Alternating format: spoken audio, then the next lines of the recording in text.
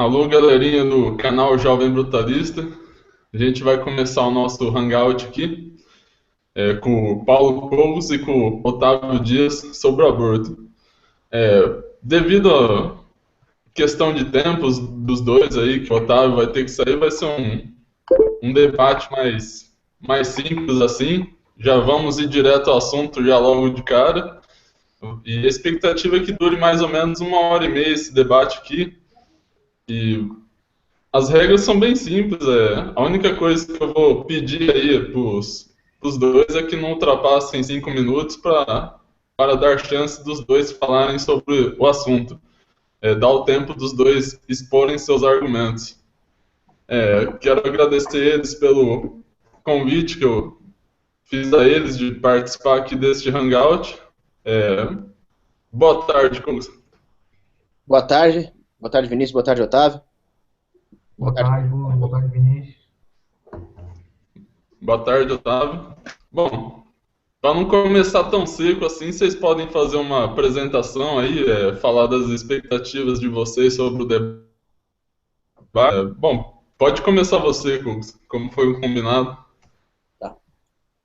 Bom, para quem não me conhece, eu sou Paulo Cogos, eu sou um anarcocapitalista, libertário deontologista, justnaturalista, como o Otávio, mas nós discordamos na questão do aborto. E eu espero que esse debate possa esclarecer os libertários e pessoas de outras vertentes políticas sobre a questão do aborto, sobre o debate no que concerne ao direito natural ao aborto, a aplicação da ética libertária ao aborto, e com isso ter uma base filosófica, uma base ética para pautar a sua posição. É isso. Legal. Eu sou Otávio Dias, né? Eu sou libertário anarcocapitalista também. Eu sou judo-naturalista. E eu discordo com o Cogos a respeito do aborto em si, da ilegalidade da conduta antiética, que é o aborto em si. E eu gostaria de esclarecer, na medida do possível, as minhas ideias. E também tentar entender um pouco, né, o que o Cogos está querendo propor. E é isso. Bom, então, Pode começar a pergunta aí.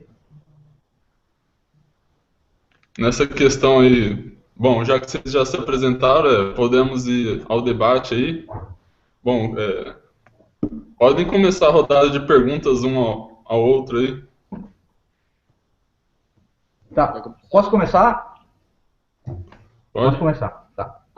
Eu gostaria de saber o porquê em si o aborto é uma conduta antiética. Eu posso adiantar que eu já sei, mas isso seria bom para esclarecer para quem está assistindo, né? Você coloca seu ponto aí e depois eu vou começar a questionar o que você for afirmando. Tá. Para decidir por que o aborto é uma conduta antiética, nós temos que ter em mente, primeiro, quando começa a pessoa humana, quando tem início a vida humana, e assim definir que aquilo é um ser humano, um sujeito de direito, que possui direitos naturais.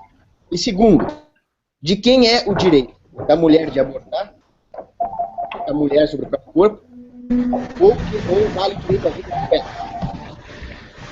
Então a minha posição é a seguinte: a pessoa humana começa na concepção.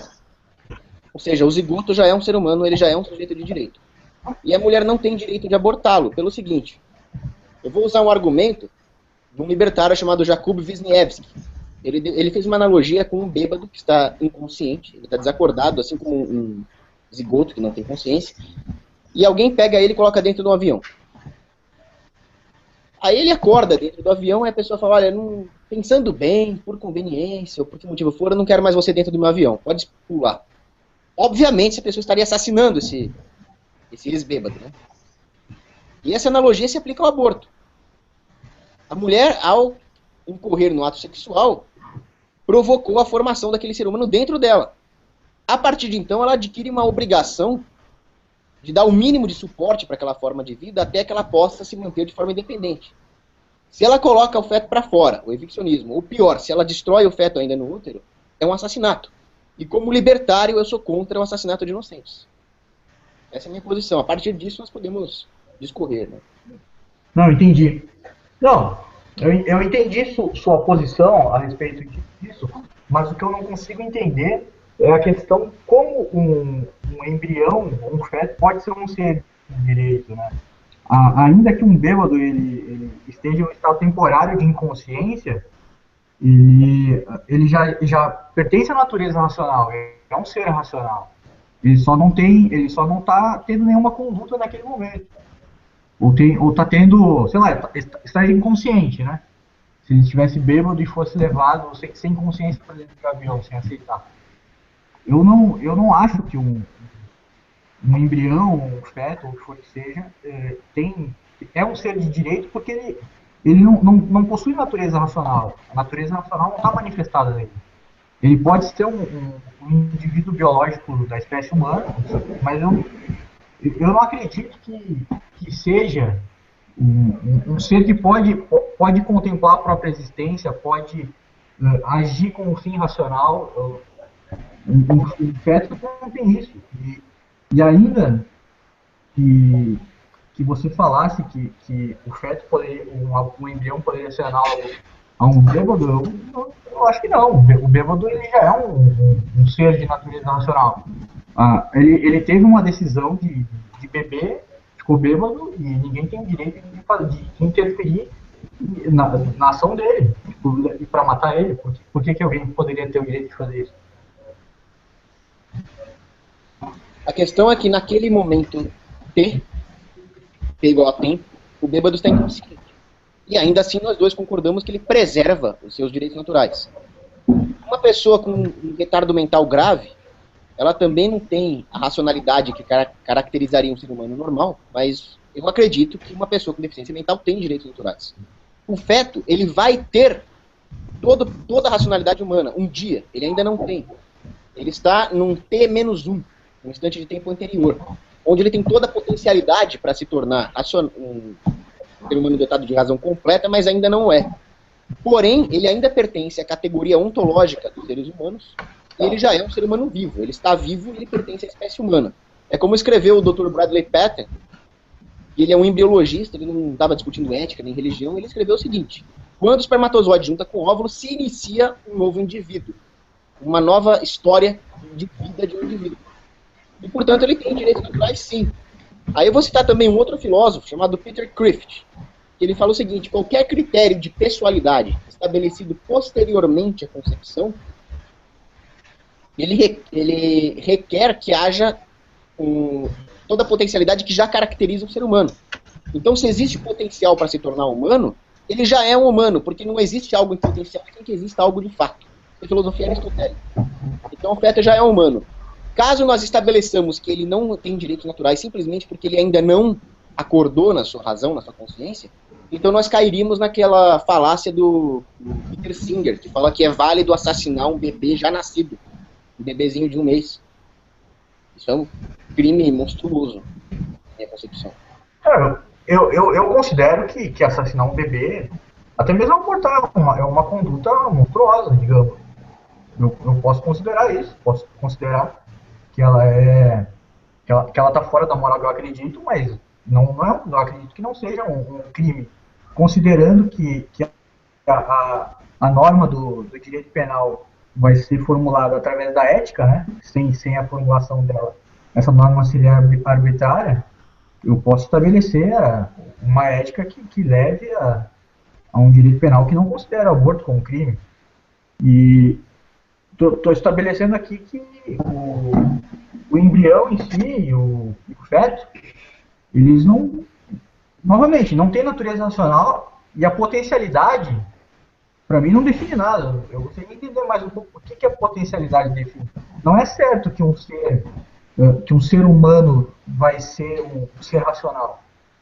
Essa potencialidade, a chance dela é a partir de porcentagens de chance que eu defino o que o ser vai ser, ou só por ser da espécie humana esse ser ele tem direito. Se ele tem direito, se você fala da espécie humana, o que a espécie humana tem de especial se não a natureza racional? E se a natureza racional ela não é manifestada ela não é certa, essa natureza ela tem que ser verificada. Enquanto não for verificada ela, ela não está manifestada, ela não existe. Um embrião, ele não tem capacidade de forçar qualquer contrato, não tem capacidade de nada.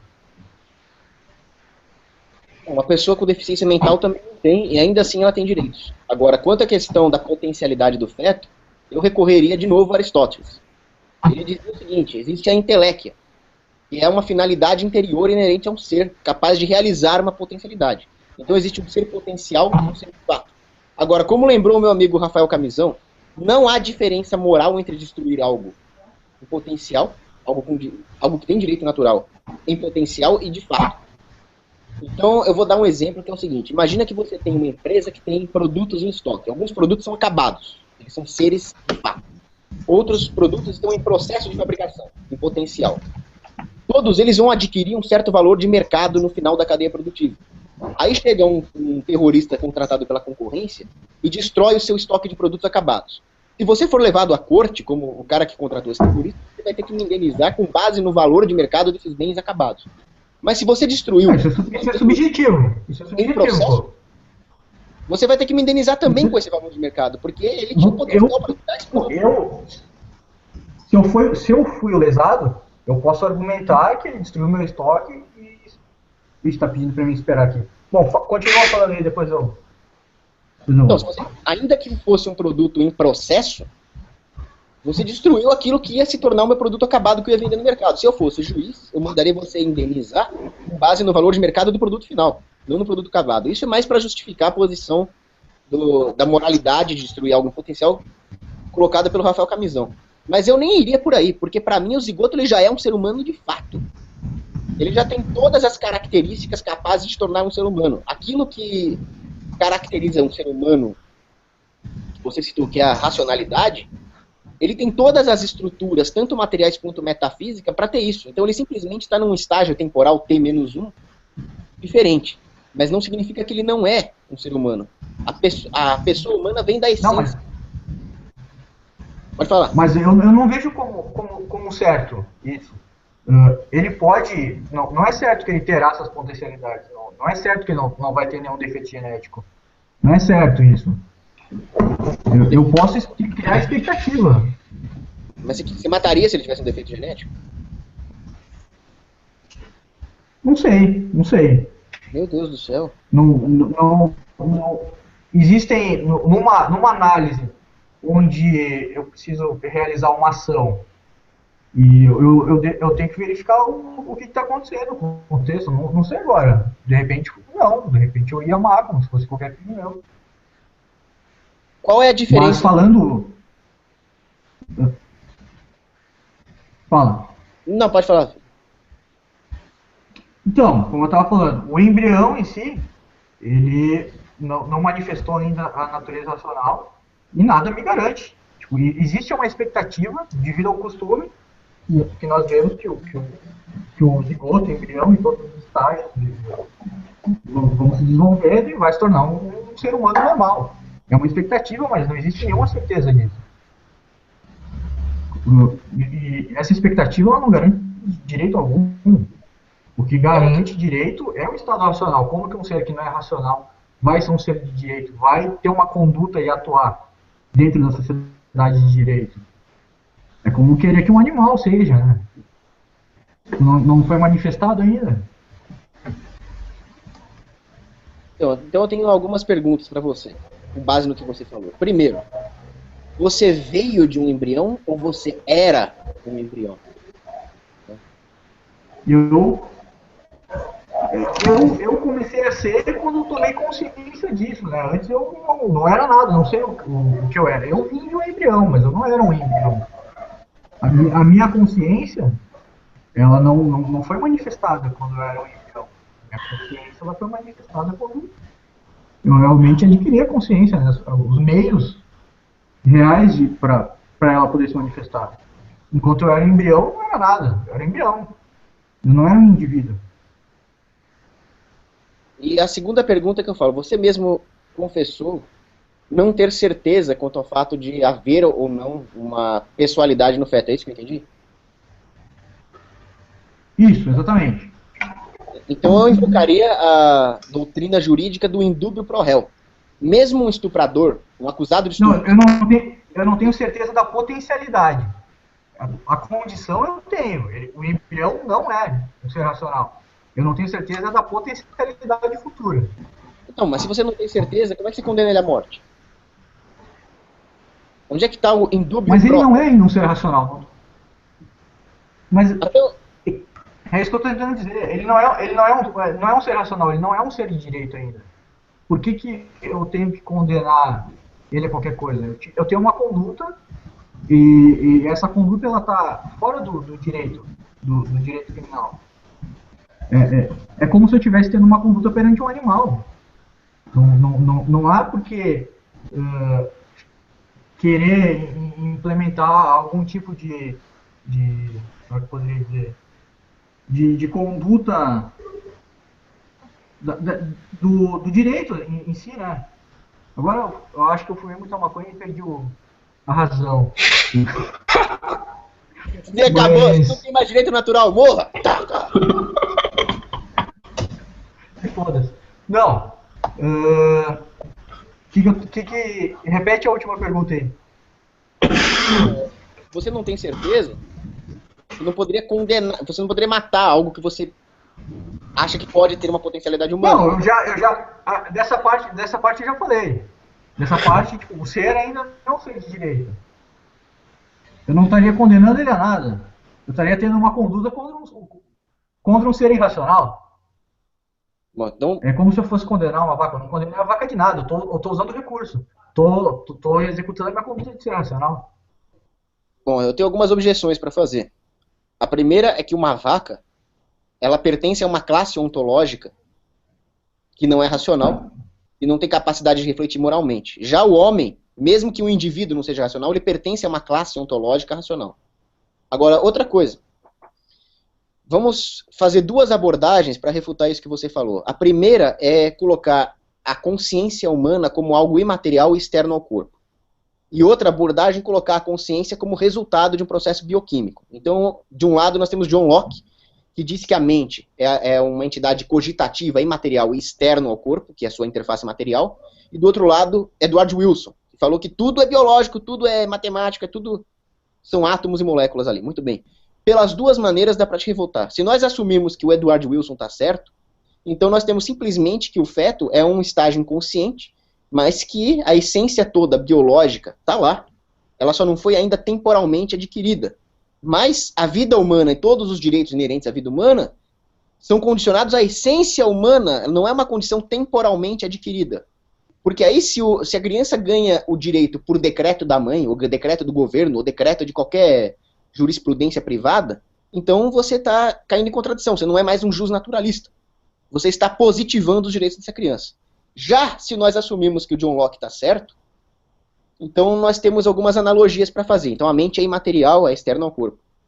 Então se eu cometi um crime há 10 anos atrás, foi o meu corpo que cometeu, nós sabemos pela biologia que todos os átomos do meu corpo que estavam há 10 anos atrás, quando eu cometi o crime, não estão mais.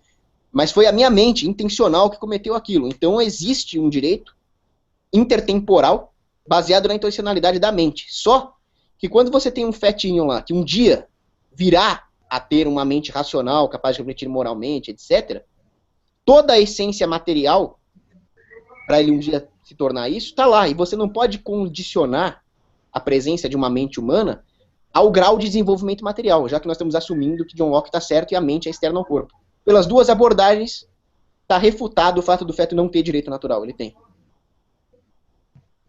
Eu não... Sinceramente, essa sua refutação aí... Mas, de qualquer forma, se a consciência está fora do corpo, a consciência em si, ela não tem como se manifestar enquanto estado de embrião. Por que existe uma ligação enquanto estado de embrião com a consciência, com uma suposta consciência que existe fora da manifestação empírica? Não entendi a pergunta, pode repetir?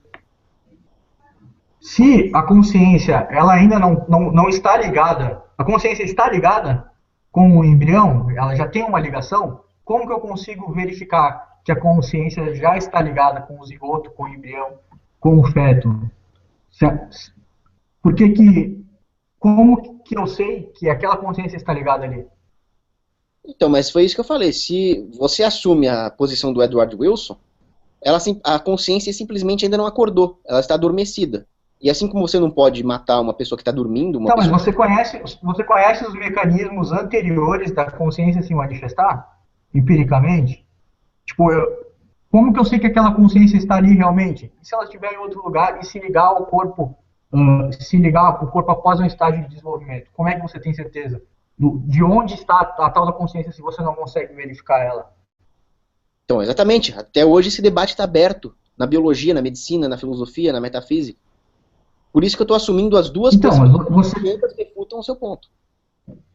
Então, mas ambas as possibilidades não refutam o meu ponto. Ambas as possibilidades apenas afirmam a incerteza. Isso não é refutar nada. Não, Tipo, eu não sei ainda onde está a consciência. Onde está? Como você me demonstra que tal consciência está lá? Tem uma ligação intrínseca com aquele zigoto, com aquele embrião? Cadê? Onde eu verifico essa ligação? Não, mas eu não... Por que a consciência... O feto está inconsciente, eu concordo com você. Isso. O meu ponto é que mesmo assim ele tem direitos. Sim, mas você concorda comigo que o direito ele tem uma relação simbiótica com a razão. Sem razão não existe direito. E a razão não existe sem a consciência manifestada. Alô? Você tá me escutando? Não, deu uma cortada no som. A última coisa que eu vi, você falou que a razão, que o direito está submetido à razão. O direito tem uma relação simbiótica com a razão. Sem razão não existe o direito. E sem a consciência da razão. Você concorda com essa proposição ou não? Não concordo. Você está adotando uma posição quase que positivista, que é o justnaturalismo antropológico. Mas a razão, ela não é a causa do direito. A razão é um dom que nos faz ser capaz de depreender a existência do direito, dessas leis que nunca mudam. E qual que é a causa do direito? Essa é uma boa pergunta. Agora, o fato é o seguinte, como dizia Hugo Grotius, nós podemos depreender que existem leis naturais imutáveis, ainda que nós cometamos a máxima perversidade, dizia ele. A máxima perversidade é dizer que Deus não existe. O que o Hugo Grotius estava falando é que mesmo se você for um ateu, você consegue deduzir os direitos naturais. Agora, para mim, a causa dos direitos naturais é Deus. Foi Deus que deu ao homem os direitos naturais. Ainda assim, você pode ser ateu e usar a razão para saber que eles existem. Agora, você não pode dizer que... Mas... Senão você estaria dizendo que... Oi? Desculpa, cortou o finalzinho da sua afirmação. Repete aí para mim, por favor. Se você dizer que a causa do direito é a razão, nós temos várias implicações perigosas e falaciosas aqui. Primeiro que um débil mental tem que tomar tiro, porque ele não usa da razão. Segundo é que nem sempre a razão humana está correta.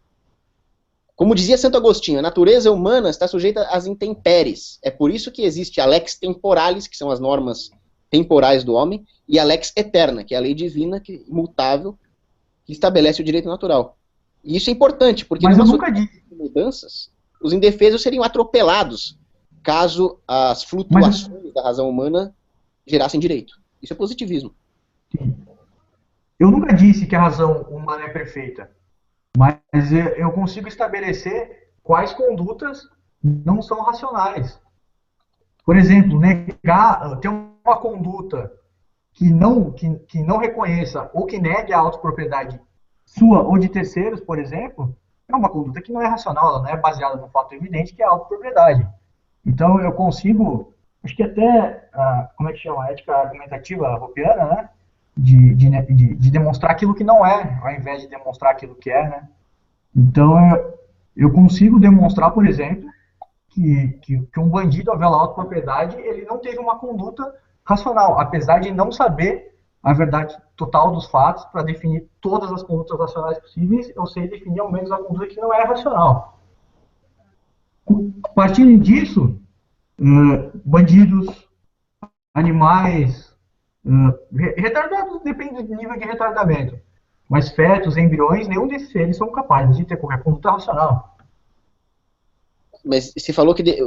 Primeiro que nós estamos, então, estendendo a ética argumentativa hobbesiana para além dos seus limites epistemológicos. No meu ver, a ética argumentativa hobbesiana, ela é uma demonstração por reductio ad absurdum da existência de direitos naturais. Ela não é a causa, ela não prova como eles são formados, ele simplesmente demonstra para o absurdo que eles existem. Agora, você dizer que o... Sim, exatamente. Fala. Oi. Desculpa, cortou aí. Pode falar. Agora, dizer que depende do nível de retardamento mental para estabelecer se existem direitos ou não, primeiro que eu acho isso desumano. Quer dizer que se o cara for completamente retardado, você pode matar ele? Eu acho isso disgusting. Segundo, isso é eugenia, né? Segundo que nós estamos, então, submetendo as pessoas mais indefesas da sociedade, ou seja, o deficiente mental, o idoso em estágio terminal, o feto, todas essas criaturas indefesas, estão sendo submetidas a uma perversão do direito natural, um direito natural criado pelo homem, criado pela razão que você mesmo admitiu que é falha. Com isso, nós estaremos sendo um Estado, que nós dois repudiamos. O que é um Estado? Senão um grupo de seres humanos que usa de violência e coerção para estabelecer um arranjo tirânico.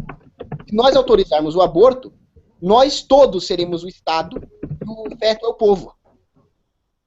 Um grupo de homens, como disse o Lysander Spooner, vai tomar para si o uso institucional da tirania e com isso todos nós estaremos ameaçados. À medida que o tempo passa, cada vez mais os mais fracos vão sendo privados do seu direito, até que nós vamos cair de novo no arranjo que nós temos hoje, uma elite banqueira, globalista, Illuminati, controlando o resto da sociedade.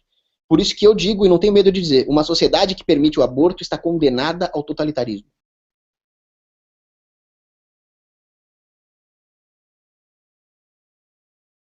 Oi, vocês estão aí?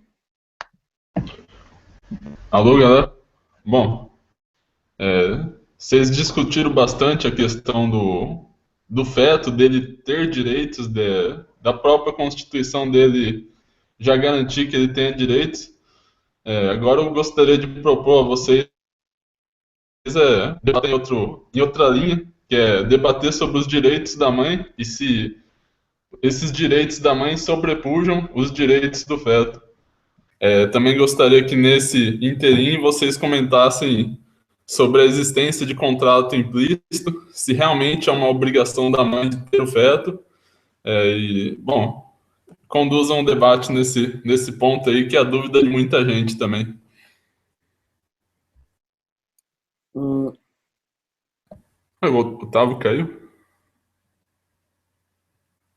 Otávio? Ele não está mais na sala? Ué? Será que deu algum problema com o computador dele? Otávio? Vou conversar com... Olha, ele não está aparecendo como online aqui no meu. Cogos, vai falando aí a sua versão, vou tentar contactar ele no Facebook. Tá. Bom, eu vou fazer o seguinte, então. Como eu não queria falar sozinho, sem que o meu oponente estivesse aqui, algo que ele vai debater, eu vou falar algumas curiosidades sobre o aborto aqui, da ótica consequencialista, que não está dentro do escopo do debate. Tudo bem com isso? Vinícius? Pode ser. Eu tinha desativado o som. Tá. Então, nós estamos debatendo aqui, nós dois somos justnaturalistas, mas eu queria apresentar para os espectadores algumas estatísticas puramente consequencialistas, que são até irrelevantes para esse debate, mas que vale a pena saber. O aborto ele tem um custo psicossocial. Então, a mulher que aborta, ela acaba sofrendo um trauma muito grande. Elas se arrependem depois. Estatísticas americanas, 65% das mulheres que abortam têm um trauma psicológico que elas mesmas atribuem ao aborto. 37% têm pensamentos suicidas. 55% disseram sentir que uma parte delas morreu. Os países onde o aborto foi mais difundido no mundo foi a Alemanha Oriental comunista e a União Soviética. Alguns defensores do aborto têm algumas frases meio tenebrosas. Por exemplo, a Margaret Sanger escreveu no livro dela lá que nós temos que exterminar as ervas daninhas que invadem o jardim humano. Frase bem nazistinha, né? Segregar retardados e desajustados. Disse também que o aborto é uma ferramenta para gerar uma raça mais limpa, esterilizar as raças geneticamente inferiores. falou que o aborto era importante porque chineses estão se reproduzindo como pragas. Desculpa aí, pessoal. Voltei. Eu tô com a internet 3G e caiu. Mas desculpem aí, tô de volta. Perdi algumas partes, né? Você argumentou aí por uns 5 minutos. Não, então, eu estava terminando de falar por que uma sociedade que aborta estaria abrindo precedentes éticos que gerariam totalitarismo. E aí o Vinícius sugeriu discutir sobre, como nós já discutimos sobre a ontologia do feto, se ele tem direito ou não, discutir qual a mulher tem direito de abortar um feto, mesmo que ele seja humano, passivo de direitos, ou se ela não tem, baseado no direito sobre o próprio corpo, algo assim, indo mais para o libertarianismo puro, é isso, Vinícius? Exatamente. Se puderem também comentar sobre a questão de contrato implícito, que é uma das principais diferenças entre os dois, que eu já conversei com eles, acho que o pessoal no Facebook conhece. O Otávio não aceita a existência de contrato implícito, já o Cogos já defendeu que a mulher implicitamente tem um contrato com o feto. Tá, podemos abordar sobre isso. Podemos abordar esse assunto aí. Como que um feto pode ter um contrato com a mãe, Cogos?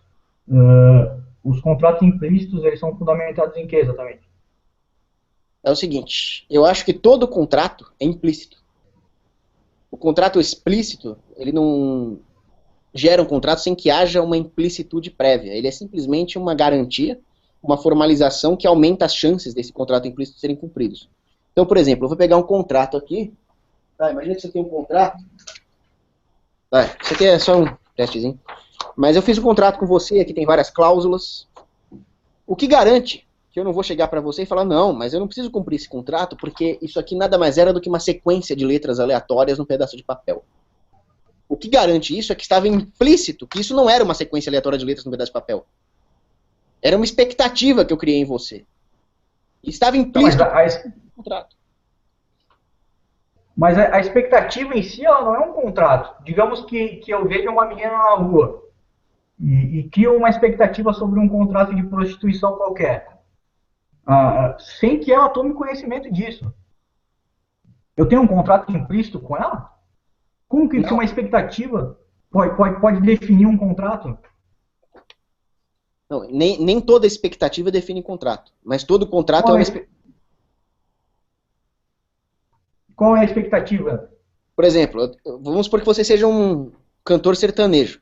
Eu adoro sertanejo. Aí eu falei, pô, Otávio, grande cantor sertanejo, vou lá tirar uma foto com ele. Eu tenho a expectativa de que você vai ser muito simpático comigo, vai tirar uma foto, vai me dar um autógrafo, e você não. Você nem me dá a mão e já some atrás de segurança. Eu tinha uma expectativa que não foi cumprida, mas isso não era um contrato. Agora, dentro de princípios de razoabilidade jurídica, quando você condiciona as minhas ações via expectativa com um certo grau, aí, a partir de certo grau, dentro de princípios de bom senso de razoabilidade jurídica, nós podemos caracterizar que as expectativas foram tão fortes e criadas de forma tão deliberada que elas já configuram um contrato. E ainda que você consiga demonstrar, o que eu acho impossível, o contrato implícito, como que um feto ou um embrião pode criar uma expectativa? Ele é um agente passivo. Essa expectativa da sociedade. Ele é um agente passivo do contrato. Tá, e um contrato, então, eu posso considerar uma pessoa X como um agente passivo do meu contrato. Por que eu não poderia considerar isso? Por que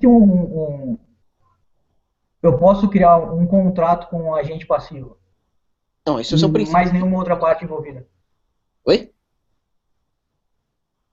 Tá cortando aqui. Por que eu posso criar um contrato com um agente passivo? Com esse seu agente passivo? Por que eu sou obrigado a criar um contrato com ele? Aonde que ele nutre essa expectativa? Não, ele mesmo não tem expectativa porque ele está inconsciente. Mas como já foi discutido nos tópicos anteriores, ele é um ser humano. Então ele se torna agente passivo do contrato no momento que você adquire uma obrigação para com ele, mediante os atos que você mesmo praticou. Então, voltando à analogia do bêbado, lá do Wisniewski. Então o bêbado estava inconsciente, desmaiado no chão. Eu coloquei ele dentro do meu avião.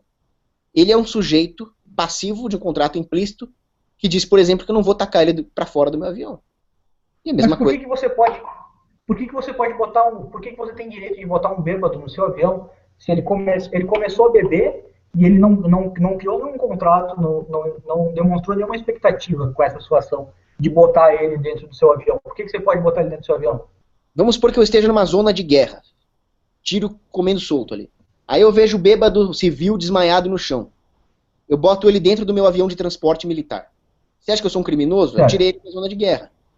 Agora, me deu um treco na cabeça e eu quero jogar ele para fora do transporte. Não, isso eu não posso. Se você está executando essa conduta, se ele não aceitou explicitamente isso, ele pode muito bem se negar, achar que ele queria ficar na zona de guerra porque ele queria se matar, ou ele queria ficar na zona de guerra por qualquer motivo. Bebeu para sentir menos dor na hora de levar um tiro.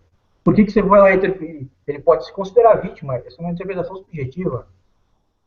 No momento que eu resgatei ele da zona de guerra, ele estava inconsciente. Ele não poderia... Sim, mas ele pode ter... Ele entrou em estado de inconsciência racionalmente. Ele quis ter a conduta para entrar em estado de inconsciência por algum motivo que você não sabe por quê. Não sei, nem por isso que eu da zona de guerra. Sim, mas você vai estar interferindo. Se a decisão dele foi tomar álcool até ficar inconsciente para poder morrer sem sentir dor. Ele estava se suicidando. Você foi lá e interferiu na liberação dele. Tipo, antes de ele entrar em estado inconsciente, ele já estava em estado racional e ele tomou, ele teve essa conduta, né? Fez essa ação voluntária de entrar em estado inconsciente e ficar lá porque ele quis, por qualquer motivo. Ele tinha uma natureza racional anterior. O embrião não teve nada anterior, tipo, ele não entrou em um estado. Ele foi gerado ali e não existe nenhuma expectativa que ele pode criar e ele não tem nenhum direito. Ele não é um ser racional, ele não está dentro da razão. Ele precisa de um representante com direitos naturais para representar ele no mundo de direito. Se o feto ele nunca teve um estado racional anterior, por que ele estaria em um suposto estado? Ele nunca quis entrar nesse estado que você fala. Otávio, mesmo que nós não saibamos se o bêbado quis morrer na zona de guerra, ou se ele foi envenenado, ou seja lá o que for que aconteceu, nós estamos de novo num ambiente de incerteza. Agora, por que você acha que eu não posso resgatar ele de uma zona de guerra, porque eu tenho incerteza se ele queria se matar, e ao mesmo tempo você defende que se assassine e você tem incerteza se ele um dia vai vingar num ser humano adulto ou não? Você pode salvar. Não, você pode salvar alguém que está na zona de guerra, mas a pessoa pode não querer. Depois você vai enfrentar as consequências. Mas de fato ela é uma pessoa ela entrou em um estado por vontade própria, certo? Que você tirou ela daquele estado, por sua vontade. Depois se tiver algum conflito posterior, vocês que se resolvam. Com o feto não, o feto ele não entrou naquele estado que ele quis. Mas por que você diz que a ínfima possibilidade dele ter sentido vontade de se matar bebendo numa zona de guerra, o que é uma hipótese absurda, mas pode acontecer, por que você acha que essa mínima possibilidade invalida o meu argumento e a enorme possibilidade de um feto se tornar um ser humano adulto não é suficiente para nós rejeitarmos o aborto? Você está usando 2 pesos, 2 medidas. Outra coisa, quando você falou que o feto nunca teve consciência, isso também não é argumento válido. Vamos supor que por algum problema médico, o feto nasça inconsciente e ele fica em coma durante os 5 primeiros anos da vida dele. Mas existe a possibilidade dele sair do coma. Isso justifica você dar um tiro no molequinho de 5 anos porque ele nasceu já em coma? Claro que não. Por que não? Eu espero que o bom senso das pessoas responda essa pergunta. Tá, mas aí você está se definindo pelo bom senso. Tipo, é a maioria, é a expectativa da maioria, o bom senso, do suposto bom senso, que pode ser causado por uma conformidade social, uma conformidade cultural. É isso que você tá dizendo em última instância, é o bom senso que vai definir. Não, eu não estou nem aí para conformidades, para padrões sociais. O bom senso é aquela razão que nos faz descobrir a lei natural, divina, imutável, que se aplica a esse moleque de 5 anos que está inconsciente, que ele é um ser humano com direitos naturais. É isso que eu estou querendo dizer. Tá, mas você consegue me demonstrar quais são, onde eu encontro esses princípios universais para mim poder verificar que o tal moleque que nunca teve a natureza racional manifestada é um ser racional? É por isso que o Mário Quintana falava que o aborto é o roubo infinito. De fato, ele nunca teve consciência, o feto. Ele vai ter, ele ainda não viu a luz do sol. E quando você aborta, você está roubando todas as experiências que ele um dia viria a ter. Agora, mas o feto tem qualquer expectativa para ter esse tipo de experiência? O feto nem sabe que ele existe. Então, o embrião nem sabe que ele existe. Da autoconsciência ele tem ainda e nós vamos roubar tudo dele. Mas se ele não tem, você está querendo me dizer que um ser que não tem autoconsciência, que não tem noção de propriedade, pode ter alguma coisa. É como dizer que vaca tem aqueles bens naturais, a vida, a propriedade. Você está querendo me dizer que eles têm sem consciência de ter, é isso? Como que alguém pode ter sem saber que tem? Consciência. Então, tipo, desde o começo. Então eu posso. A consciência, ela não define direitos naturais. É isso que você está dizendo desde o começo, mas isso eu posso estender, então, para árvores e animais, então, né? Não, porque ela não pertence a uma classe ontológica humana. Tá, mas quem definiu que a classe ontológica humana e qual que foram as ferramentas para definir isso? Que essa classe é a classe detentora de direitos. É a classe que possui direitos naturais.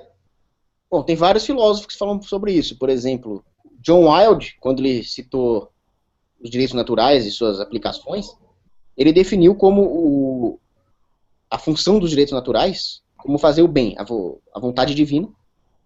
E ele definiu o bem, independente de acreditar em Deus ou não, como a realização do ser, e o mal como as tendências naturais que impedem essa realização do ser. E da natureza humana, qual é a sua tendência natural de realização? É nascer, é crescer, reproduzir. E quando você aborta, você está indo contra essas tendências naturais. Tá, mas todos os animais e plantas também possuem essa natureza que você está dizendo. É natural que elas cresçam, nasçam. Se a gente tirar a razão da equação, o que sobra? O que diferencia o homem do resto?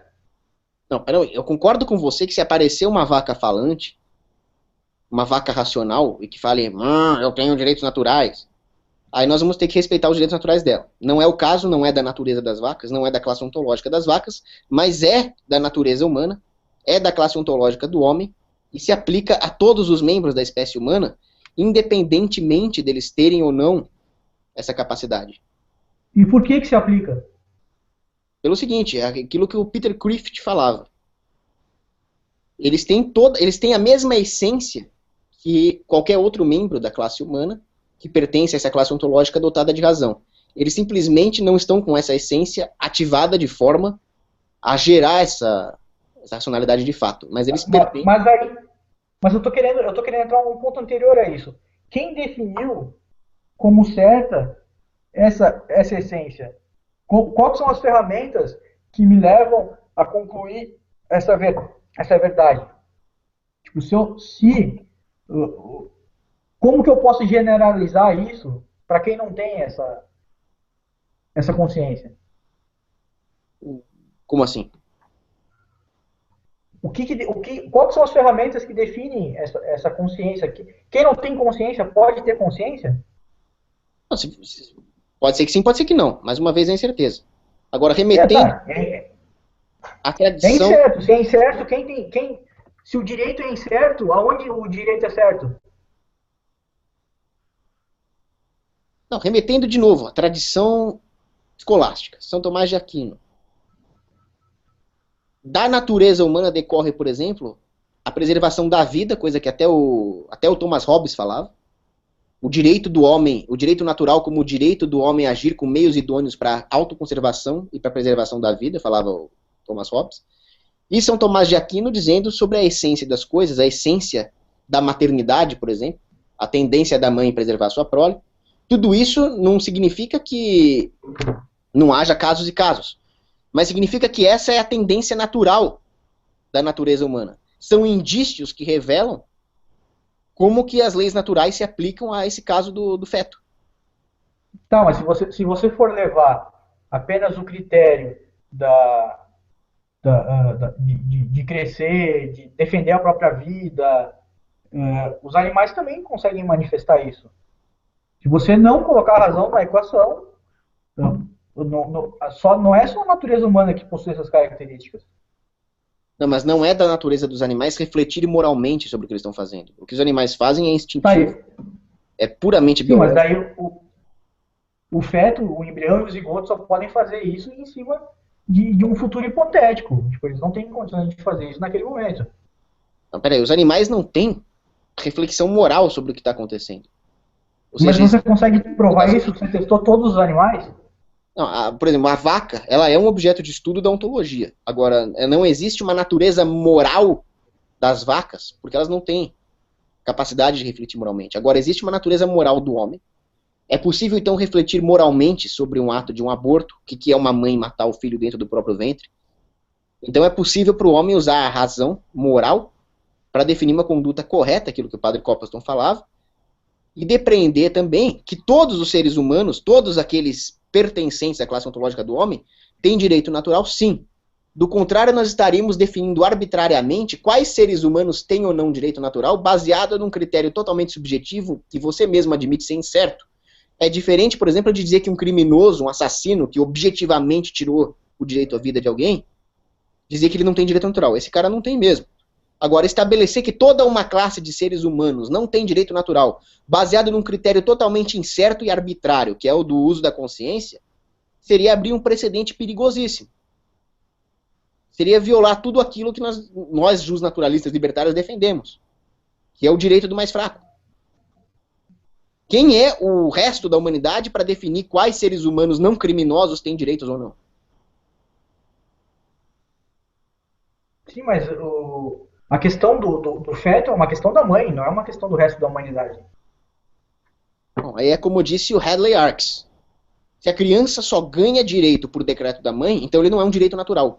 Ele é um justo... Não, a criança ela não ganha direito pela determinação da mãe, nunca disse isso. A criança ganha direito a partir do momento que a natureza racional se manifesta. O que a mãe permite é ou não o desenvolvimento do ser biológico até ele chegar àquele estágio. Mas isso não implica... Enquanto incerto, não existe direito certo. Tipo, nada foi afetado ali. É a mesma coisa que eu falar de vacas. Eu não tenho como testar todas as vacas. Mas suponho que vacas são racionais. Eu também não tenho como testar sobre todos os embriões, mas os embriões são irracionais. É bem provável. Eles não estão em um estado racional para fazerem parte do direito.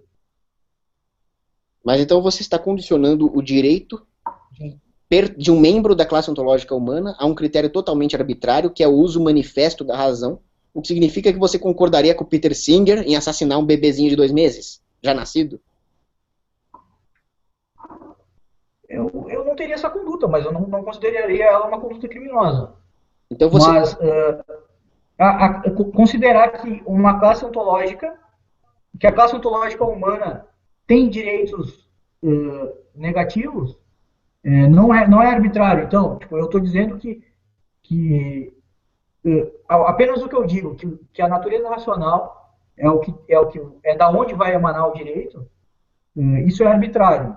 Mas é isso que pode ser verificado na natureza. Sem a natureza racional, o direito não se manifesta. Então você está querendo me dizer... eu poderia ter uma tribo de anencéfalos e retardados se organizando em forma de direito? Isso seria possível? Então você está submetendo o mais sagrado dos direitos, que é o direito à autopropriedade, a uma arbitrariedade. Você está gerando, então, um livre mercado de ética, que é uma contradição em termos, porque a existência de um livre mercado requer a ética prévia. Você está submetendo aquilo que é mais sagrado e mais frágil, que é o respeito aos direitos humanos, a critérios totalmente arbitrários definidos necessariamente por uma elite. Ou vai ser uma elite política, ou vai ser uma elite natural hopiana. Mas aonde que eu disse que é arbitrário? Você admitiu que é arbitrário. Não, eu fiz uma pergunta sobre se você considera que os meus critérios são arbitrários porque os seus não são. Eu ainda não afirmei nada. Estou te perguntando. Porque os meus são baseados no direito natural, oriundo, causado pelo fato de o feto pertencer à espécie humana. E esse direito natural é definido pela lex eterna, pelas leis imutáveis da natureza, do universo, por Deus. E como eu verifico essas leis eternas e imutáveis da natureza, ignorando a manifestação racional, como eu verifico isso? Como eu sei que isso é verdade e não é arbitrário? Não, mas você quer coisa mais arbitrária do que estabelecer a manifestação da razão como direito natural? Essa é uma questão moral que está sendo sujeita a vários debates no meio acadêmico. Agora, eu remeto a Chesterton. Questões morais são sempre terrivelmente complexas para pessoas sem princípios. Então eu tenho um princípio, que é o fato de que todo ser humano, independente dele manifestar ou não a razão, ele tem o direito de autopropriedade, o direito negativo da vida. E isso pode ser descoberto... Mas esse princípio é um dogma. Oi? Esse princípio é mais um dogma. Da minha parte, ele é baseado na minha religião. Eu admito isso. Eu sou um justnaturalista teológico. Para mim, a causa do direito natural é divina, então eu sou bem agostiniano nesse ponto. Nós não podemos estabelecer uma sociedade onde os direitos de cada indivíduo estejam sujeitos a um positivismo antropológico, onde as civitas impiorum, que é a cidade dos ímpios, que é o que os homens fazem aqui na Terra, é superior à civitas Dei, que é a cidade de Deus, onde foi estabelecido o direito à vida para todos os seres humanos. Isso seria um absurdo. Agora, você não precisa ser católico para acreditar nisso. Você pega, por exemplo, pensadores gregos, como o Piano, Cícero, eles diziam que existe uma lei verdadeira, constante e sempiterna, na palavra de Cícero, que independe da vontade humana, independe de você estabelecer a razão como critério. E ela deriva, como dizia o Piano, da essência das coisas. Então, é por isso que o Agostinho... Isso não é verificável. Ela tem uma influência, por exemplo, dos estoicos. Então existe uma capacidade do homem de se aprimorar moralmente e descobrir aquilo que é a lei universal eterna, o Logos. Nós temos que descobrir isso. Nós não podemos submeter os mais fracos aos caprichos dos mais fortes. Tá, então posso generalizar isso para os animais, então? Não acredito em direito. direito. Porque para mim, a regra de corte aí para separar animais de seres humanos é baseada em um dogma. Não pode ser verificado. E diferente do que ocorre na natureza, onde o direito pode ser observado se manifestando apenas em seres racionais, certo?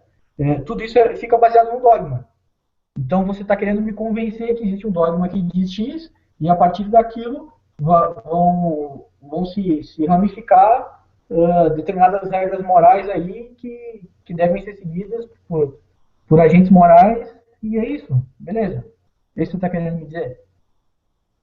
Não, o que eu estou querendo dizer é que existe uma classe ontológica capaz de refletir moralmente e que todos os membros dessa classe ontológica, independentemente de eles manifestarem essa capacidade, como disse o Peter Crift, têm esses direitos por pertencerem a essa classe.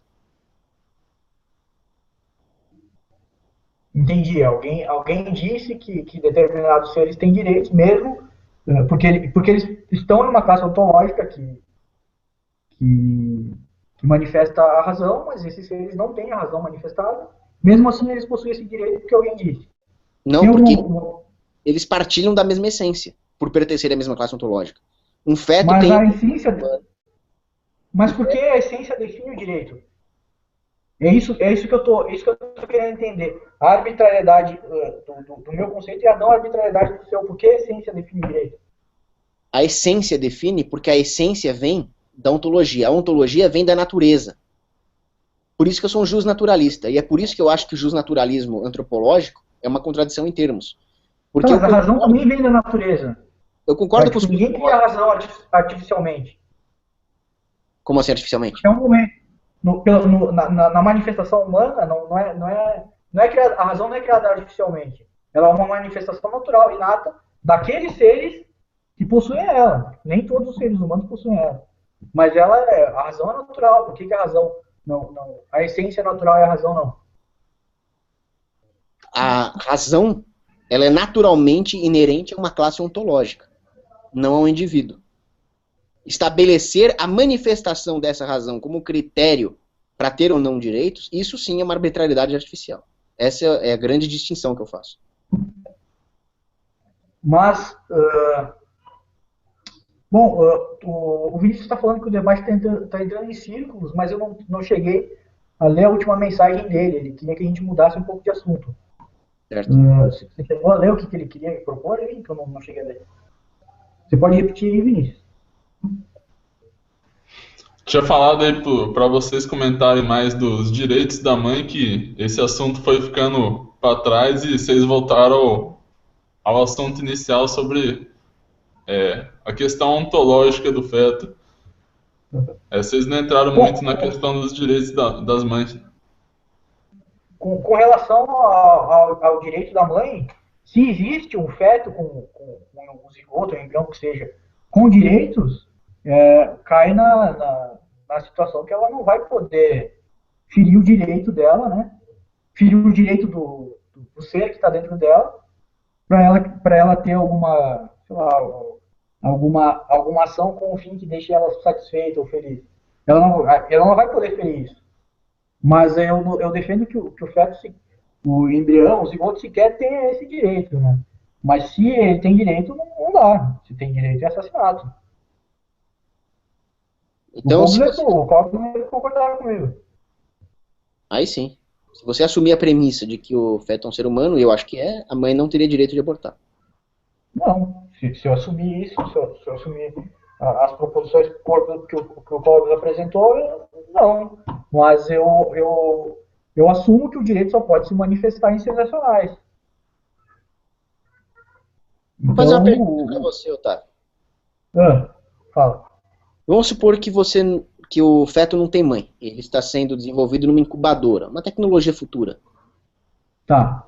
Aí, como você está falando que ele não tem direito, vai um cara lá e joga um veneno dentro do líquido lá da incubadora. Tá, mas aí cabe a questão da agressão à propriedade, né? Do terceiro que está gerando e está incubando e está com todo o maquinário lá à disposição para gerar aquele feto por algum motivo que eu não sei qual é. Mas aí Suponhamos que o proprietário da incubadora é um ultrapacifista que perdoa qualquer crime. Então ele perdoou até isso. Beleza, tá no direito da vítima em perdoar, porque a restituição ela é subjetiva, né? Se a vítima acha que a restituição é o perdão, que seja o perdão. O problema não conta isso. Aí o zigoto cresceu, se desenvolveu, nasceu. Só que o cara nasceu sem os 2 braços. Por causa do veneno lá. Tá. E aí o cara resolve investigar, ele conseguiu recuperar as câmeras e tal, ele viu que um cara foi lá e jogou veneno na incubadora. Esse cara sem braço. Você não acha que esse cara poderia processar e levar o cara que jogou veneno pra corte, porque afinal ele nasceu sem braço? A partir do momento... Olha, não cheguei a pensar a respeito desse caso. Teria que pensar. A primeiro momento, assim, sem pensar muito, eu consideraria que ele não tem direito a processar um acontecimento processar alguém por um acontecimento que ocorreu antes dele de ter a manifestação da conduta racional. Quem poderia processar é o dono, né? O cara da incubadora, não o resultado. Né? O dono da incubadora morreu. Aí se fode. Mas por quê? Foi a ação, ele não foi, enquanto a ação ocorria, ele não tinha ainda consciência, ele não era um ser de direito. Por que você deve ter responsabilidade? Digamos que pensa num caso hipotético que uma vaca daqui a algum tempo vai criar a capacidade racional e vai ser um ser de direito. O que aconteceu antes não importa. É a partir do momento que é o início, é como a natureza humana, né? A natureza humana tem início, meio e fim, né? A natureza nacional também. Isso importa. Vamos supor que a vaca evoluísse para uma neovaca. E essa neovaca, depois de 50 anos, ela adquire capacidade racional. Capaz de refletir moralmente. Você não poderia assassinar uma vaca de 49 anos. Tá, mas eu não entendi muito bem o que você quis propor. Vamos supor que existe uma nova espécie de vaca que, depois de 50 anos de idade, ela evolui, ela chega num estágio de racionalidade, de capacidade de refletir moralmente. Você não pode levar essa vaca para o abatedouro, mesmo antes dela completar os 50 anos. Bom, deixa eu achar um pouquinho, né? Tá. Bom, se... primeiro, a natureza nacional ela não se manifesta numa idade pré-determinada. Acredito que não, né? Nunca vi isso. Mas digamos que essa vaca hipotética, ela tem a natureza nacional exatamente, virou 49 para 50 anos, não seria problema nenhum aos 49 anos mandar ela para o abatedouro, sendo que ela não vai ter consciência nenhuma. Ela não tinha direito algum, ela sequer sabia que isso era um direito. Um cadáver pode ser abatida. Cadáver humano tem consciência? Não, nem por isso tem direito. Então, agora vamos supor que você, antes de morrer, fez um testamento dizendo que você quer que o seu cadáver seja enterrado numa tumba X, feita de ouro, na posição tal. E você escreveu isso no testamento, fez tudo direitinho, aí você morreu. Aí vem um cara e fala, não, isso aqui é um cadáver. Cadáver não tem consciência nem direito, pode jogar no lixo mesmo. Você acha isso correto? Eu acho que seria uma coisa difícil de acontecer, porque na realidade, provavelmente o cadáver ele ficaria a propriedade dos filhos, né? E os filhos dariam um devido fim, ou parentes, ou o que for que seja, né? Mas se não tiver o devido fim, vai para indigente, vai virar qualquer coisa. Se não tiver o devido fim, não. Se não tiver o devido representante, né? A minha posição é de que se você, quando vivo, fez um testamento, dizendo qual destino você quer que as pessoas deem para o seu cadáver, mesmo que o seu cadáver esteja inconsciente, não tenha direitos, etc., ele tem que ser respeitado, porque em T-1 você tinha direitos. E você estabeleceu isso para o seu cadáver. Então, no tempo T, ele tem que ser respeitado. Do contrário, nós estaremos dizendo que você não tinha direitos quando vivo. Então, existe uma intertemporalidade do direito, pelo menos em relação ao passado nesse caso, e eu acredito que exista também uma intertemporalidade do direito futura. Se você virar a ter consciência, significa que no seu estágio anterior à consciência, que é o de feto, você também mantém os direitos. Da mesma forma que se aplicou para o futuro, no caso de um testamento, se aplicou para o passado, no caso do testamento, se aplicou para o futuro, no caso de um feto. Tá, mas se não tiver, se você, enquanto você estava vivo, fez um testamento qualquer que dava um destino ao seu corpo. Depois de morto, aquilo não é executável, né? Aquilo tipo, não vai criar penalidade se ninguém executar. Teria que ter. Se alguém mas quem é que vai ser penalizado? Porque você pode fazer, digamos assim, se você está em estado terminal e, sei lá, se a Britney Spears te der um abraço, você vive. Senão você morre. Ela tem obrigação a fazer isso? Não, você não tem. Se ela vai te assassinar? Não, você tem direito negativo à vida, não positivo. Você não pode obrigar ninguém a salvar a sua vida. Tá, então, e um morto pode obrigar alguém a tratar o corpo dele da forma que ele... Como é que ele... Que expectativa que o morto vai nutrir? O morto pode ser...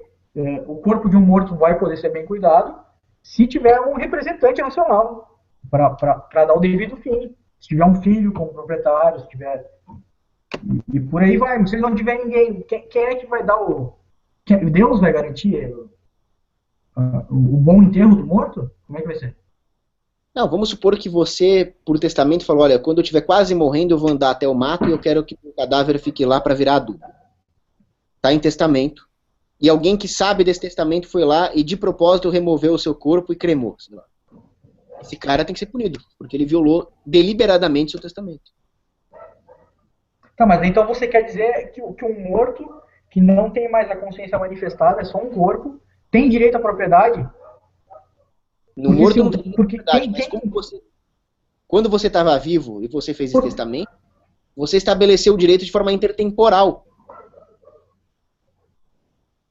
Óbvio que não. Eu estabeleci a minha vontade dentro do limite de tempo. Tipo, eu não tenho como fazer a minha vontade ser perpétua. Quem é que Você vai, não viola nenhum quem é que vai direito garantir? natural. Você tem sim. Não, o direito natural ele não é perpétuo. Ele tem início, meio e fim. Enquanto ser, digamos que seja pela espécie humana, o direito natural ele se origina simplesmente pelo critério arbitrário da espécie humana.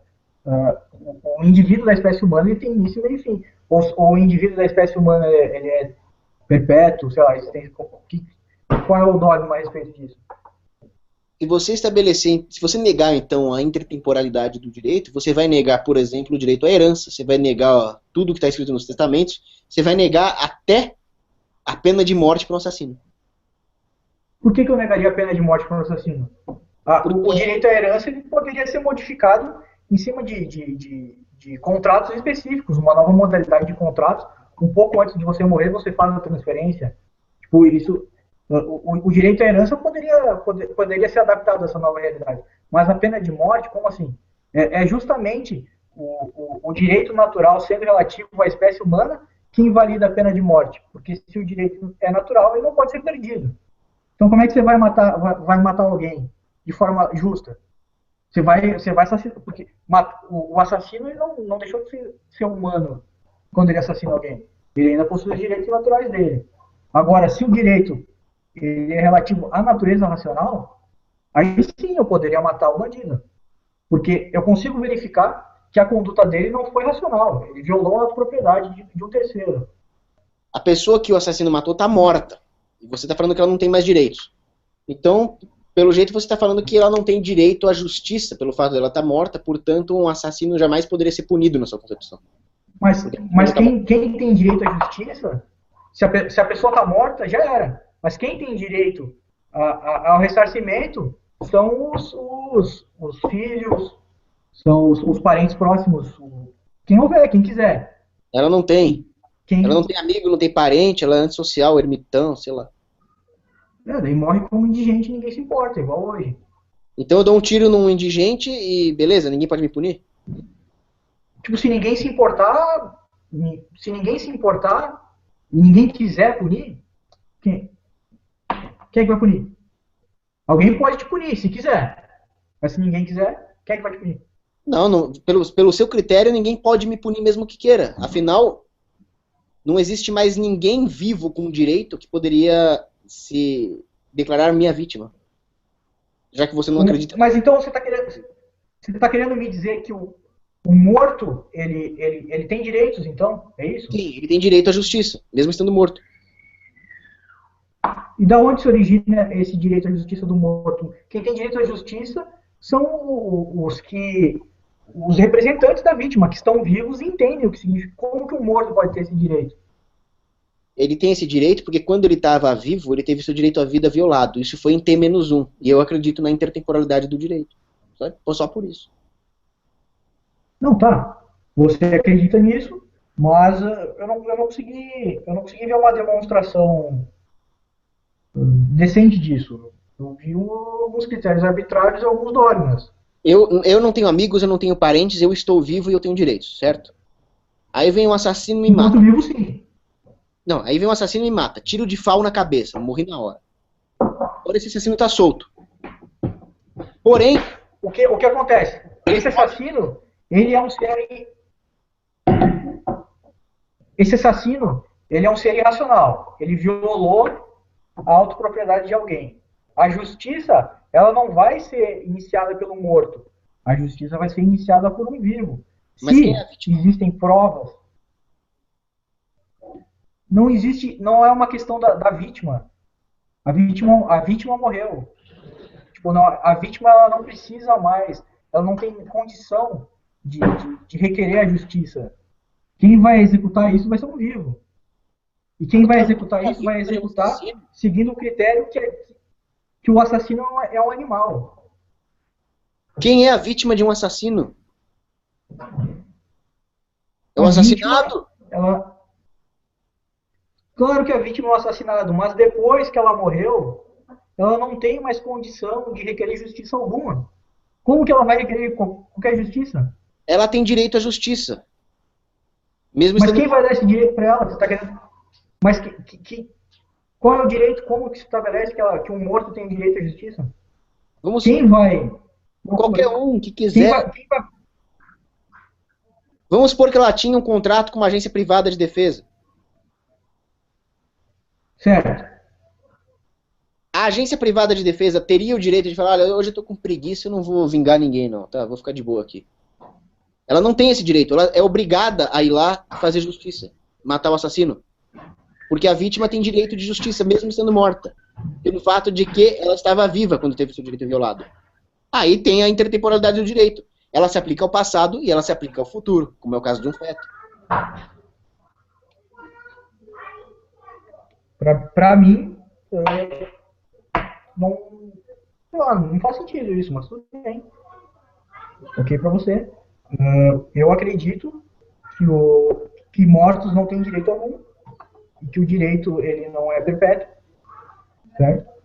O direito ele existe até quando ele foi estabelecido e enquanto tiver algum representante.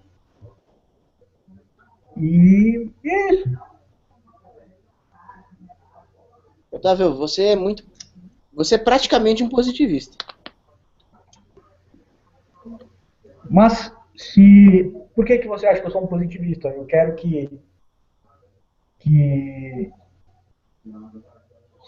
eu não digo que o direito positivo ele não possa existir de forma conjunta com uma base de direitos naturais.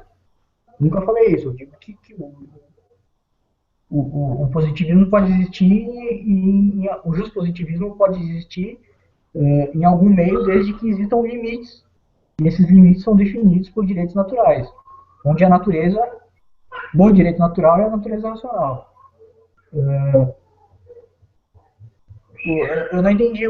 Você está querendo dizer que ou uma coisa ou outra. Tipo, eu não posso defender, em alguns casos, o justpositivismo com limites do direito natural, é isso que você está querendo dizer?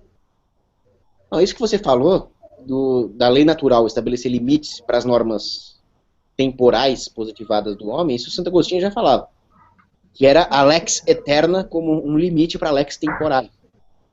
Agora, não, você está dizendo que está falando positivista. Você não pode atropelar a lex eterna com a lex temporal simplesmente porque não tem capacidade de reagir, não tem capacidade de raciocinar, não tem capacidade de manifestar razão, não tem ninguém que represente a vítima. Isso são argumentos positivistas. Nós não estamos discutindo se a vítima ou não algum representante, sim o que seria ou não justo perante essa lei da natureza eterna. Mas você está partindo da premissa que existe a lei da natureza eterna. Sim. Eu não consigo verificar isso. Isso para mim é um dogma. Por isso que eu falei que você é positivista.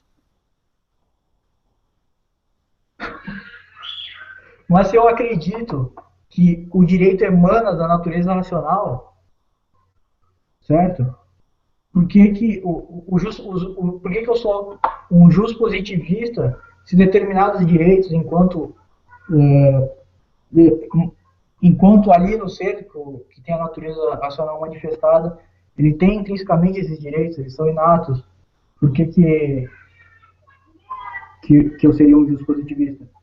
Porque o direito natural ele não é ad hoc, e tudo aquilo que emana da razão seria ad hoc, já que o homem usa a razão para conquistar algum fim, usando meios para isso. Não, agora, daí a gente vai chegar naquilo lá, tipo, o direito então não emana da razão, emana de Deus, é isso. Sim, agora, como o Spooner dizia, se a justiça pode ser mudada, ela não é um princípio. A justiça, ou ela precede a razão, e a razão ela serve para descobrir essa justiça, ou a justiça seria algo arbitrário e fantasioso, portanto não seria justo. Então a justiça é injusta, você fica aí numa contradição. Agora, você pega um dicionário amplamente usado, difundido, até meio mainstream de direito, dicionário Black. O que é o direito natural? Está lá definido. São leis da natureza passíveis de serem descobertas à luz da razão. A razão não gera direito, ela descobre o direito. Tá, e quais são essas leis da natureza? Como eu consigo observar a lei natural proveniente de Deus pela razão, usando a razão? Quero observar ela agora. Bom, você pode ter várias abordagens para isso. Uma delas, que eu gosto muito, é a tradição tomista, que diz respeito à conservação, à preservação da vida humana. E aquilo que é bom e compatível com a natureza do homem, aquilo que o Herbert Spencer falava. O mal é a incompatibilidade entre a constituição, que é a natureza, e as circunstâncias. Se a razão falha do homem estabelecer circunstâncias incompatíveis com a natureza do homem, nós vamos ter uma perversão desse direito natural, dessas tendências naturais que podem ser observadas segundo essa tradição tomista.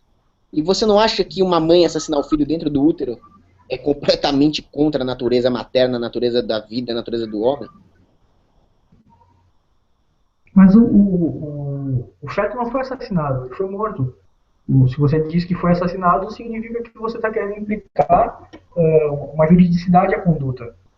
Sim, Não acredito que foi. Mas eu estou com uma juridicidade, porque o feto é um ser humano, uma juridicidade. O feto é um indivíduo biológico da espécie humana, mas se você levar o termo ser humano no termo utilizado pela filosofia, isso é o ser da espécie humana com capacidade racional, com autodeterminação, com capacidade para manipular os objetos do mundo. Você está querendo me dizer que um feto tem isso? Ou você quer me dizer que o ser humano, do jeito que você está usando, significa apenas um indivíduo biológico da espécie humana? Você concorda comigo que o feto é um indivíduo biológico da espécie humana e ele está vivo? Concorda comigo? Sim, concordo. Se só isso for o critério de direito, então significa que o critério é arbitrário. É ser da espécie humana. Não, pelo contrário. Ele tem a essência humana. Ele tem aquilo que o Peano definiu como sendo a origem do direito natural. E flui da natureza das coisas. Definir qualquer critério, sei lá, formação do sistema nervoso, manifestação da razão. Isso aí é o que o Crift falava. É um arbitrarismo ad hoc. Isso não é filosofia sólida e muito menos biologia sólida.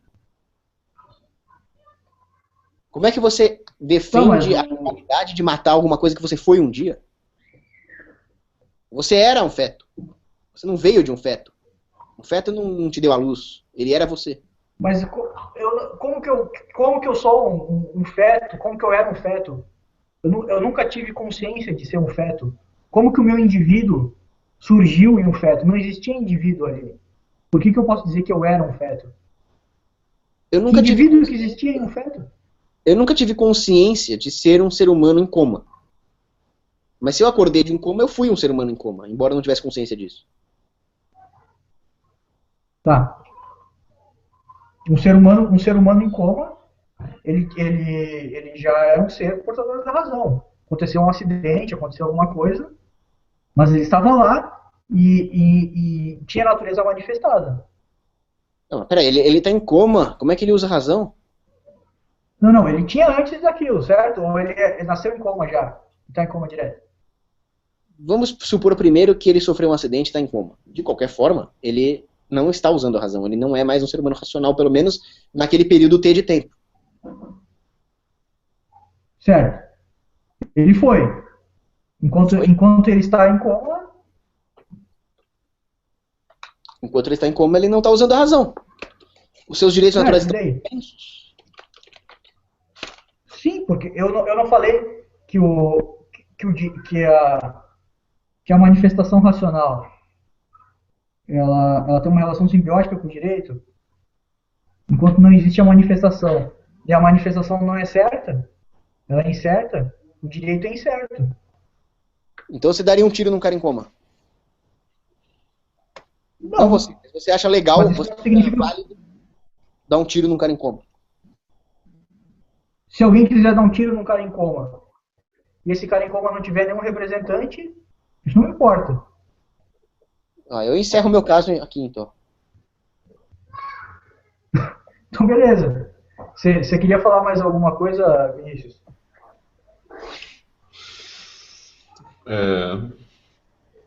Bom, uma questão assim muito importante na questão do aborto por exemplo, o caso de estupro, o bebê anencéfalo, esses tipos de casos mais polêmicos, onde a mãe não teria chance não estaria livre para fazer um contrato implícito com o bebê, caso aceitemos isso. E como seria nesse caso? Em caso de estupro, se for levar o que o Cogos propõe, literalmente existe um contrato implícito, o bebê tem direitos e ele não pode ser morto. Vai ter que assumir o bebê até em caso de estupro. Mas, para mim, ainda volta nas minhas premissas anteriores. Aquele bebê, aquele feto, aquele embrião, tem direito algum ainda. A mãe pode se livrar dele conforme ela achar necessário. Da mesma forma que ela se livra de uma onça atrapalhando o caminho dela, o que for que seja. Bom, para comentar o caso do estupro, o feto é um ser humano, ele tem direito. Agora, a mulher foi estuprada. Ela não pediu para ser estuprada, ela foi vítima. E o debate, se é válido o aborto em caso de estupro ou não, é uma polêmica libertária bem pesada, e eu sou contra o aborto mesmo em caso de estupro, com base na questão do homestead negativo. Eu já falei isso em outros debates, mas eu posso falar de novo. O que é o homestead negativo? Assim como você tem direito, como apropriador original, de um recurso útil, você também tem a obrigação de não passar algo que impõe uma desutilidade para outro ser humano inocente. Então, vou dar um exemplo. Você foi o primeiro apropriador de uma maçã. A maçã é algo útil, algo nutritivo, é seu. Agora, vamos supor que você contraiu uma doença. É uma desutilidade. Você não poderia passar essa doença para outro ser humano, mesmo que isso te curasse, porque aí você estaria agredindo esse outro ser humano. Ou seja, você tem um homestead negativo dessa doença. O primeiro que sofre a agressão é o apropriador original dessa desutilidade. Portanto, homestead negativo. No caso do aborto, em caso de estupro, eu considero o seguinte: a mulher foi estuprada, foi agredida antes que o zigoto se formasse. O zigoto demora de 2 a 3 dias para se formar, se eu não estou enganado. Então, como a mulher foi agredida antes, ela tem um homestead negativo da agressão do estuprador. Ela não pode matar o feto inocente que foi formado depois, porque o feto não tem nada a ver com estupro. Se, por acaso, aconteceu um aborto espontâneo, que não foi culpa da mulher, eu, inclusive, sou a favor do estuprador ser condenado não só pelo estupro, mas também por homicídio. Ou seja, ele estaria bem encrencado. Né? Mas eu sou contra a mulher deliberadamente abortar, mesmo em caso de estupro.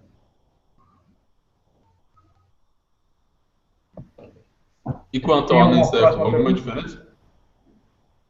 Então, eu também sou contra o aborto, mesmo em caso de anencefalia, porque tem vários graus de anencefalia. E aí eu já não entendo muito do assunto, isso aí já é da seara puramente da embriologia, mas eu tendo a ser contra também, é uma criatura de Deus. E por argumentos consequencialistas, se nós abortarmos os anencéfalos, estaremos evitando petistas. Mesmo assim, eu sou contra, porque é um ser humano inocente, eu não sei até que ponto. Aí é uma discussão que eu não estou a par. E eu diria até que eu não tenho opinião formada no caso da anencefalia completa. A anencefalia parcial eu sou contra.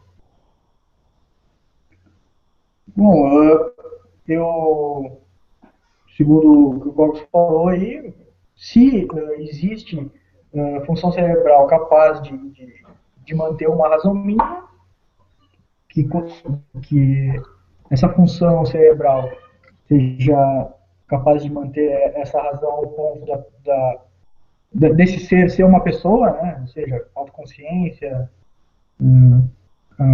conseguir verificar a existência de outras entidades racionais com a propriedade, esse ser pode ser um ser com direito algum dia. Mas a anencefalia total, isso é certo, que ele nunca vai ter, sempre vai precisar de um representante, né? Nunca vai ter a manifestação racional. E é isso.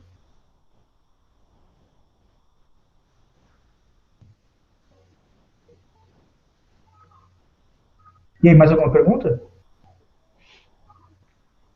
Ah, vocês têm mais alguma sugestão aí? Alguma coisa que ficou de fora? Que é urgente de se comentar? Pra, não, pra mim tá ok, assim. Eu tenho que sair umas 7 e pouquinho. E debate foi tranquilo aí. Se quiser ir para o encerramento, se tiver mais alguma dúvida aí, o Copos também se tiver mais alguma dúvida, eu tô tranquilo. Tem uma coisinha aqui que eu queria comentar. Pode falar, Cruz. É uma coisa um pouco mais consequencialista. Deixa eu achar minhas estatísticas aqui, peraí. Otávio, é o seguinte. Agora é um argumento totalmente consequencialista, né?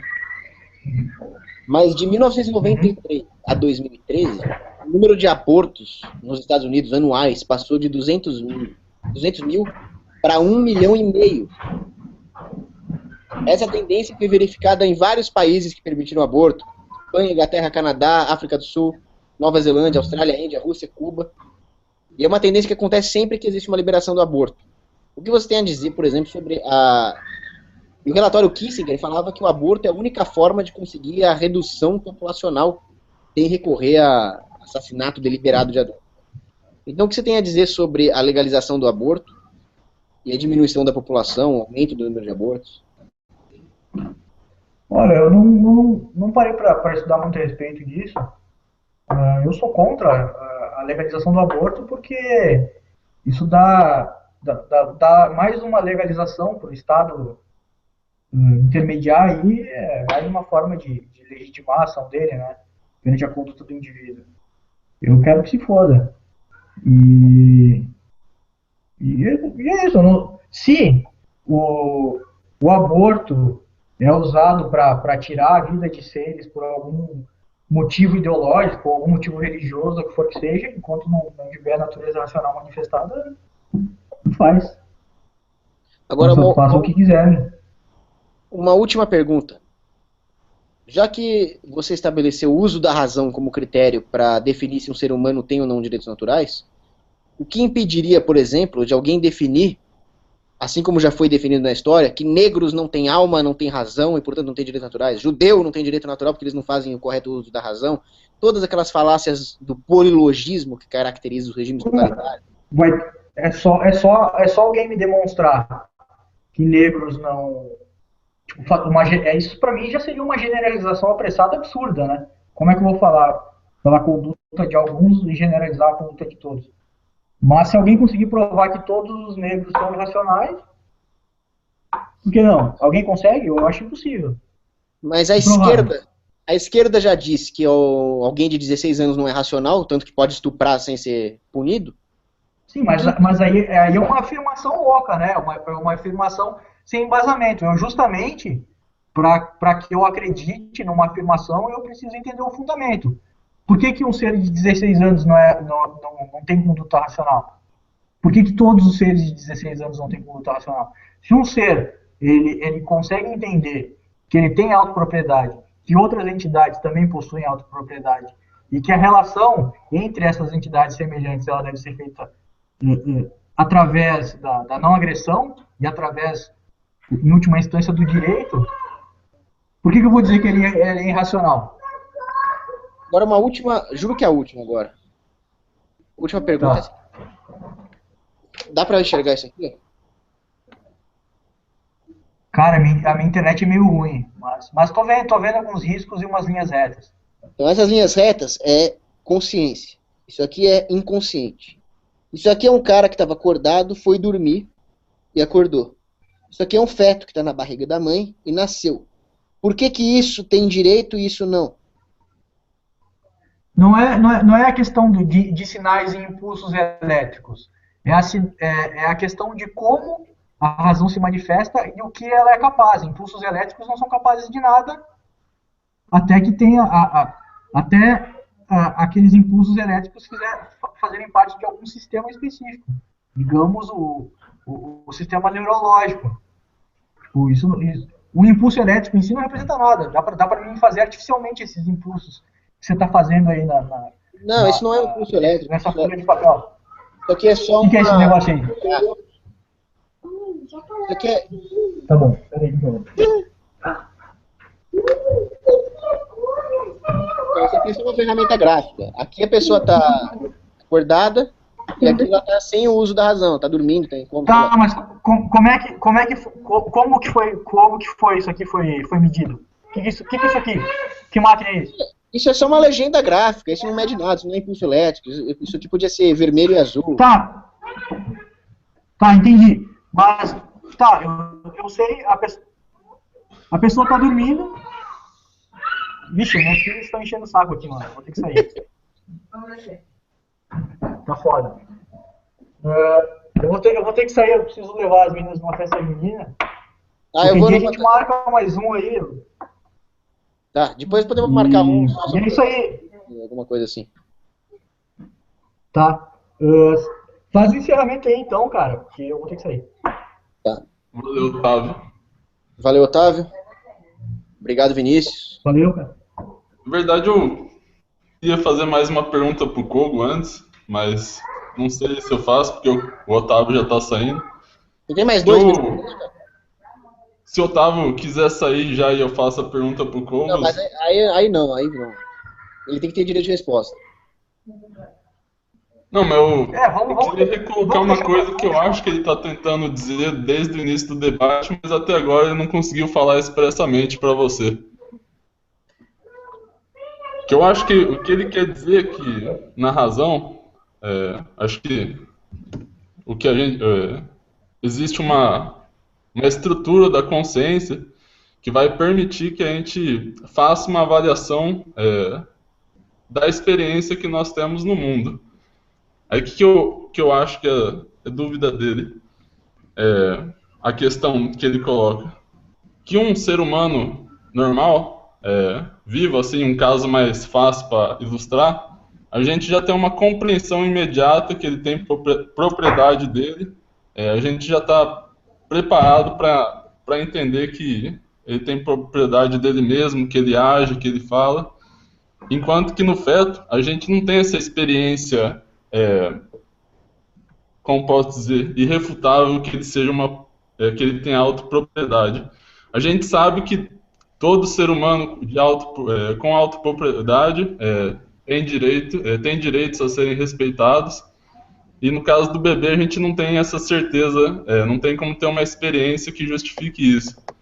Aí no caso do cara em coma, a gente já teve uma experiência que ele tinha essa capacidade, essa autopropriedade dele antes dele entrar em coma. Então a gente teria a gente supõe que um dia ele voltará.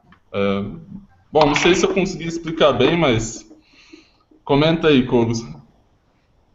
Então, mais uma vez, por que esse cara de cima tem direito? Ó, consciente, inconsciente, consciente.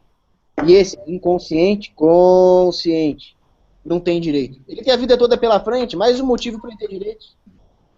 Mas então, a gente não tem a experiência do bebê, no caso. Mas do cara em coma, a gente já teve uma experiência que ele já teve a comprovação que ele tinha propriedade de si mesmo.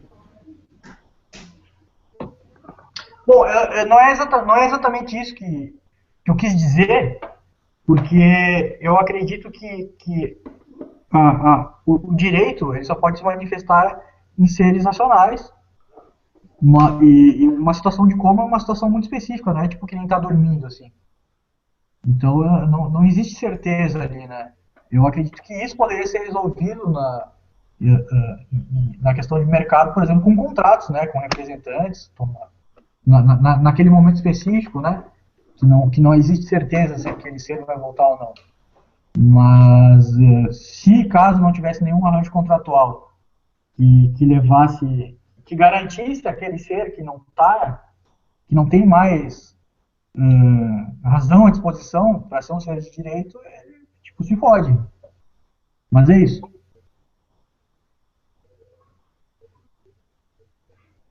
Bom, obrigado aos dois aí pelo debate.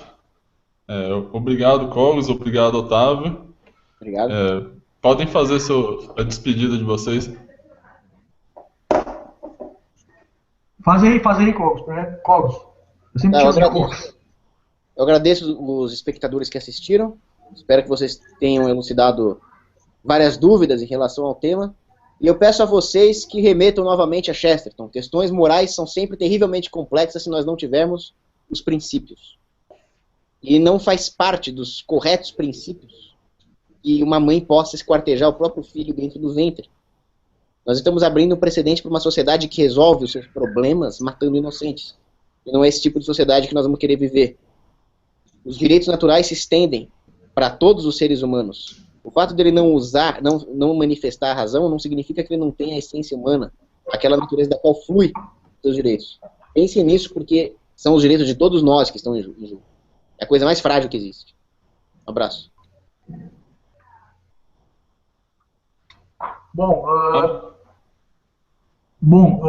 Se ficar rebatendo, vai ficar em círculos, né? O feto não é um ser inocente ainda, né? Ele está além do direito.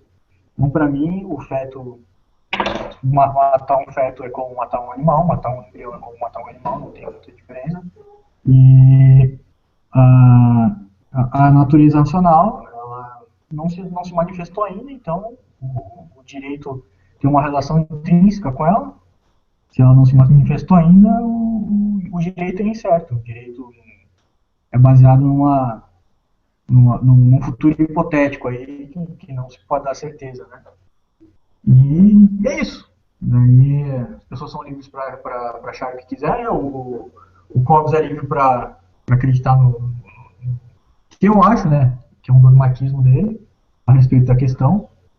E é isso aí. Agradeço a todos aí que assistiram o debate. Esse debate foi uma restituição infinita, né? Como dizem. É isso aí. Obrigado, telespectadores que assistiram até o final. Curtam o canal Jovem Brutalista. Valeu, galera. Obrigado. Falou.